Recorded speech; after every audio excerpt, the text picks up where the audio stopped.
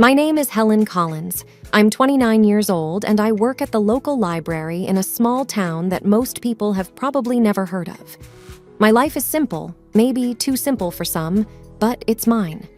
I've always been the quiet type, preferring the company of books to the loud outside world. The library is my sanctuary. It's a small, old building with creaky floors and shelves that have seen better days. But to me, it's perfect. Every day, I open the library doors at 8 a.m., turn on the lights, and breathe in the familiar scent of books. It's a routine that never gets old. My parents passed away when I was young, so I was raised by my grandmother. She was a kind woman, always encouraging me to read and learn. But she's gone now too, and I'm all alone. No siblings, no close relatives, just me and my small world. Good morning, Helen. Mr. Jenkins, a regular visitor, greets me as he walks in. He's an elderly man who spends his days reading history books. Good morning, Mr. Jenkins. The new shipment of history books arrived yesterday. I've set them aside for you, I reply with a smile. You know me too well, dear. He chuckles, shuffling towards the designated shelf. The day goes on like this, with familiar faces coming and going. I help a group of kids find books for their school project, recommend a romance novel to Mrs. Harrison, and guide Mr. Thompson to the science fiction section. It's a quiet life, but I like it. I find comfort in the predictability, the routine. And then one day, everything changed. The day Jack walked into my life. He came in looking for a book, but I could tell he wasn't the regular library type. He seemed out of place with his crisp suit and confident stride. "Can you help me find a book?" he asked, his voice smooth and inviting. "Of course. What are you looking for?" I replied, trying to keep my composure. "It's a novel, The Great Gatsby, I believe." "Right this way," I said, leading him to the classic section. As I handed him the book, our hands brushed briefly, sending a jolt through me. It was a simple touch, but it lingered in my mind. "Thank you, Helen," he said, reading my name tag. "I'm Jack." "It's nice to meet you, Jack." That brief encounter marked the beginning of everything. The beginning of a love that I thought would last a lifetime. The beginning of a journey that would take me from the quiet life I knew into a world of chaos and betrayal. If only I had known then what I know now, maybe things would have been different. But life doesn't come with a warning label, and sometimes we just have to learn the hard way. After that first meeting, Jack began to visit the library more frequently. It was odd, considering he didn't strike me as the reading type. But every time he came in, he'd ask for a book recommendation and then spend a few minutes chatting with me. One day, he walked in just as I was struggling with a box of newly arrived books. "Need a hand with that?" he offered, walking over. "That would be great, thanks," I said, relieved. As we placed the books on the shelves, he asked, "So, Helen, what got you into working at a library?" I shrugged. "I've always loved books. They're like friends, you know. Plus, it's nice and quiet here." He laughed. "I can see that. It's like a whole different world." Our conversations grew longer with each visit. I found out that Jack worked in his family's business, something to do with real estate. He was easy to talk to, and for the first time in a long time, I felt like someone was genuinely interested in me. Then one day, he surprised me. "Helen, would you like to have dinner with me tonight?" he asked, a hopeful look in his eyes. I was taken aback. "Like a date?" "Yes, like a date," he smiled. I hesitated. This was new territory for me, but there was something about him that made me want to say yes. "Okay, sure, I'd like that," I replied, trying to keep my voice steady. We went to a small restaurant in town. It wasn't fancy, but it was cozy. We talked about everything and nothing, and for a few hours, I forgot about my usually solitary life. Walking home, Jack said, "I had a really great time tonight, Helen. You're very different from the people I usually meet." I didn't know how to respond, so I just smiled. He continued, "I'd like to see you again. Would that be okay? I nodded. Yes, I'd like that. From then on, we started seeing each other more regularly. He'd take me out to dinner or we'd go for walks. It was nice. For once, I felt like I was part of something more, part of a world that wasn't just about books and quietness. It wasn't long before I fell for him. Hard. He was charming and attentive, and he made me feel special. And when he proposed, I didn't hesitate. I said yes. Looking back, I wish I had seen the signs. I wish I had known that the charm was just a mask, a cover for something much less pleasant. But love has a way of blinding you, of making you ignore the warning signs. And I was very much in love, or at least I thought I was. After Jack and I got engaged, things started to change. It began with his parents. They didn't approve of me from the start. They thought I was below their son because I didn't come from money. The first time I met them, it was clear they didn't like me. We were at their house for dinner, and I was nervous. It was a big, fancy house, nothing like what I was used to. Helen, this is my mother, Margaret, and my father, Richard, Jack introduced. Nice to meet you, I said, trying to smile. Margaret looked me up and down. So you're the girl who works at the library. Yes, I am, I replied, feeling smaller by the second. Richard chimed in. Jack, couldn't you find someone more suitable? I felt like crawling into a hole. The dinner was long and uncomfortable. They made it clear they thought I wasn't good enough for their son. But Jack stood up for me, which made me love him even more. Before our wedding, they insisted on a prenuptial agreement. They said it was just a formality. I didn't have much to lose, so I agreed without making a fuss.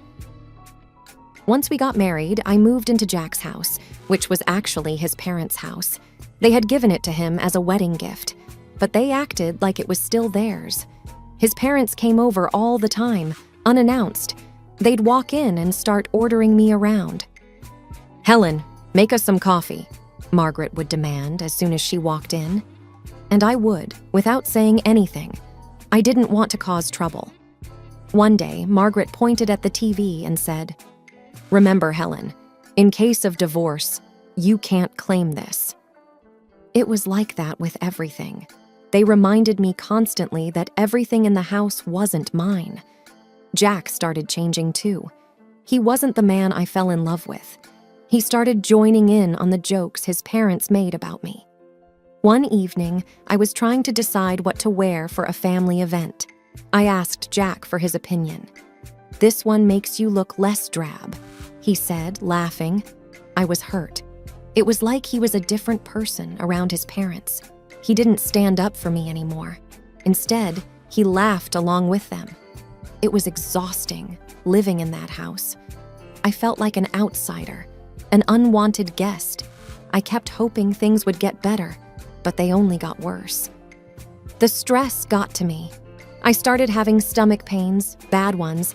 I tried to ignore them, but one day I collapsed at the library. I woke up in the hospital.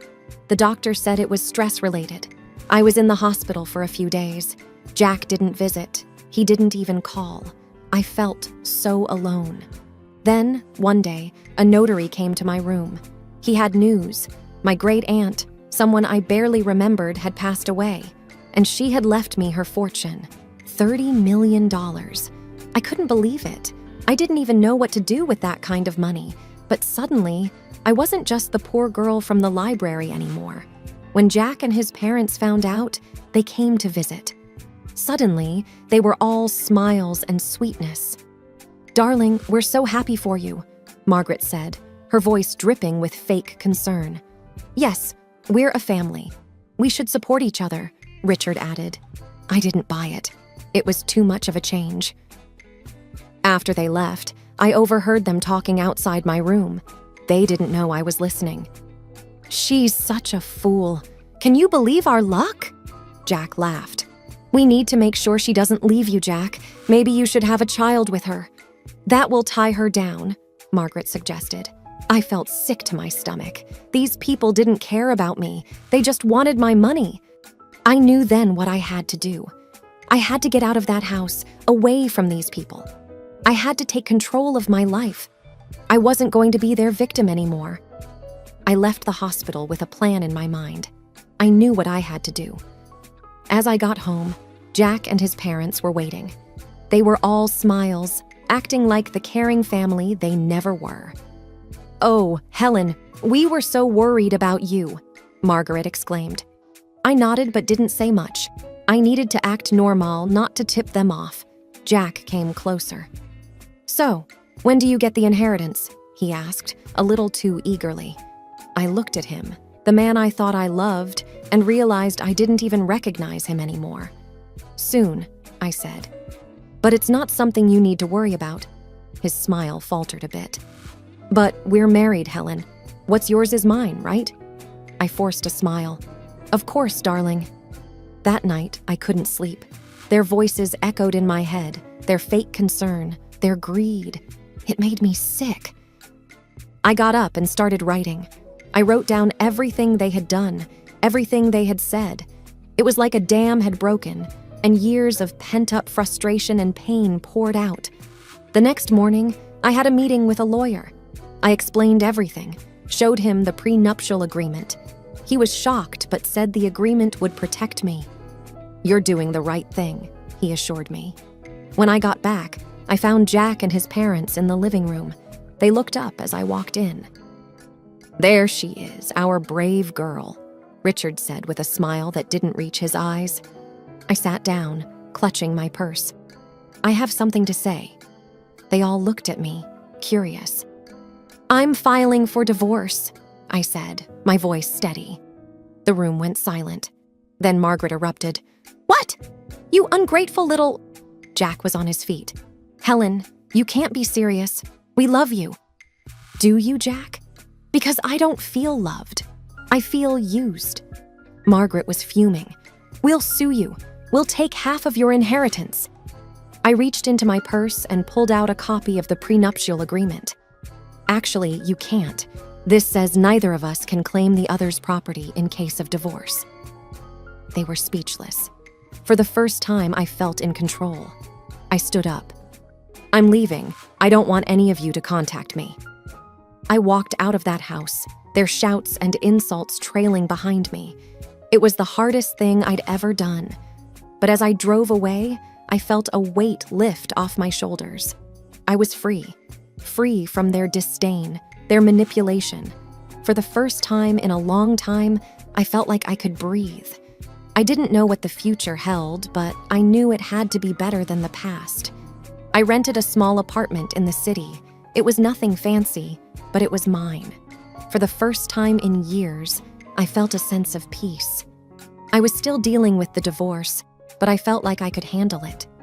One day, I got a call from the lawyer. "Helen, there's something you should know about your great-aunt's will." I was puzzled. "What about it?" "There's a condition. You need to use a portion of your inheritance for a charitable cause. It was your great-aunt's final wish." I was surprised. I had no idea. The lawyer continued. "She was quite the philanthropist. It seems she wanted to pass that on to you." I hung up the phone, deep in thought. My great-aunt had given me a chance to do something good. It felt like a sign, a push in a new direction. I started researching charities and causes. I wanted to do something meaningful, something that would make a difference. That's when I stumbled upon a small organization that helped women who were victims of domestic abuse. It struck a chord with me. I contacted them and set up a meeting. The woman I met, Linda, was passionate and dedicated. "We provide shelter, legal aid, and counseling to women who have nowhere else to go," Linda explained. I listened, moved by the stories she shared. "I want to help," I said, feeling a sense of purpose I hadn't felt in years. With Linda's guidance, I used a part of the inheritance to fund a new shelter. It was an incredible feeling, knowing I was helping other women find a way out, just like I had. A few weeks later, Linda invited me to the opening of the shelter. It was a small event, but the atmosphere was full of hope and gratitude. As people mingled, I noticed a familiar face in the crowd. It was Sarah, an old colleague from the library.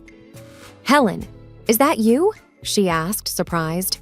"Sarah, it's been so long," I said, hugging her. "What are you doing here?" she asked. I told her about the shelter, about my involvement. She listened, her eyes wide. "That's incredible, Helen. I had no idea." "It's a new chapter for me," I said, smiling.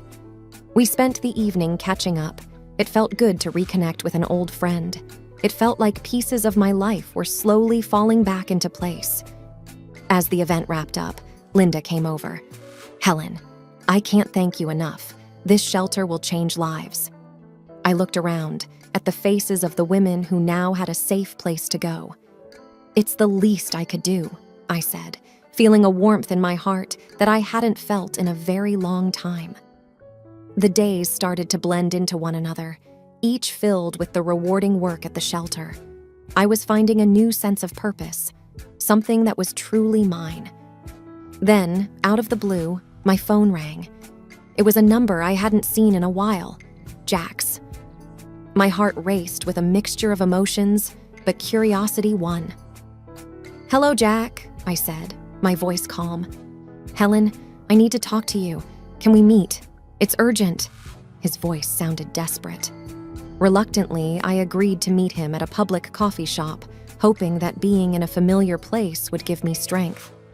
Sitting across from Jack, he looked different, defeated, almost pitiful.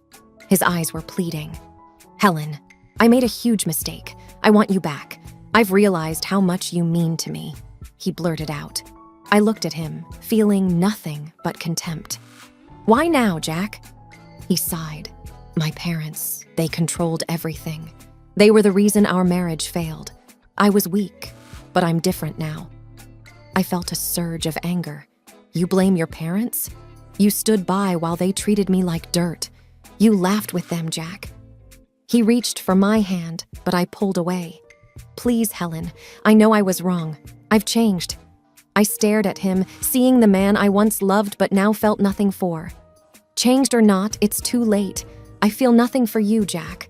Nothing but contempt." His face fell, and for a moment, I saw a glimpse of the man I married. But it was fleeting. "I'm sorry, Jack. I've moved on. I have a life now, a purpose. There's no place for you in it," I said firmly. He nodded slowly, a look of resignation on his face. "I understand. I just had to try." Leaving the coffee shop, I felt a weight lift off my shoulders. It was over, truly over. The next day, there was an event at the shelter. A local artist had donated a sculpture, and it was to be unveiled in the garden. As I stood there, surrounded by people who supported and believed in me, I felt a sense of belonging. Sarah, my old colleague from the library, stood beside me. "You've done something amazing here, Helen," she said, smiling. The artist pulled the cover off the sculpture, revealing a figure of a woman reaching up to the sky.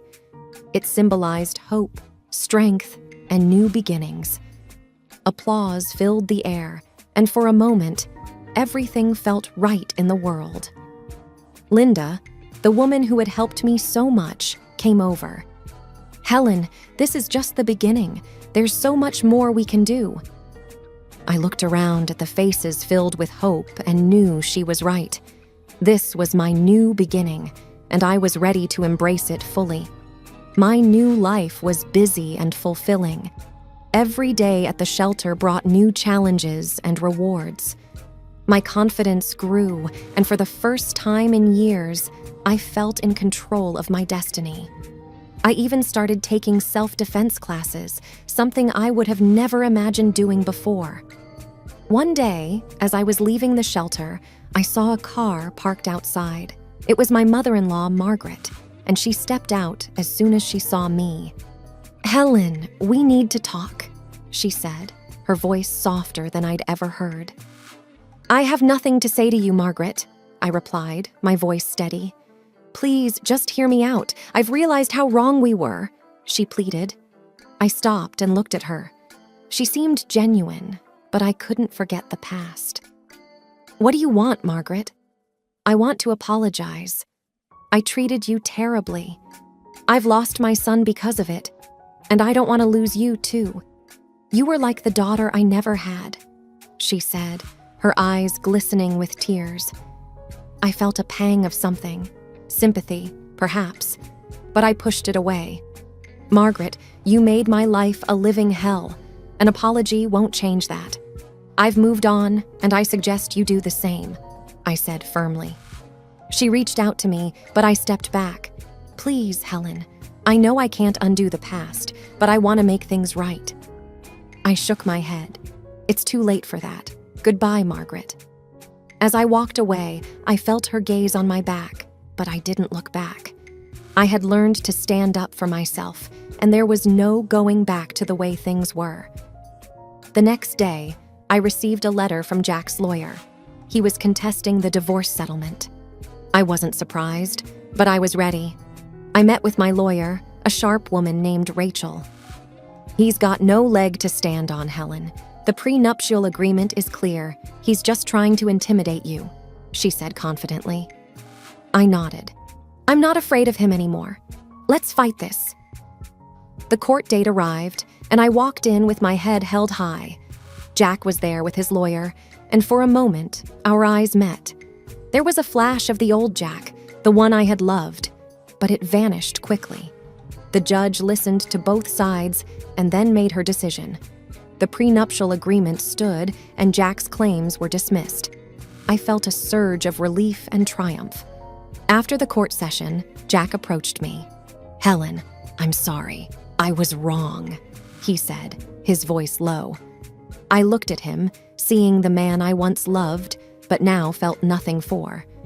"Goodbye, Jack. Take care of yourself," I said, and walked away. As I left the courtroom, I felt a sense of closure. That chapter of my life was finally over, and a new one was just beginning. At the shelter, we were planning a fundraiser, and it was taking all my attention. The support from the community was overwhelming, and I felt a deep sense of gratitude. The night of the fundraiser arrived, and the place was buzzing with energy. People from all walks of life had come to support our cause. As I looked around, I realized how far I had come. From a quiet, timid woman to someone who stood up for herself and others. "Helen, you did it. This is amazing," Sarah said, coming up to me. I smiled. We did it. And there's so much more to do. As the event went on, I felt a sense of accomplishment and purpose. This was my life now, and I was exactly where I was meant to be.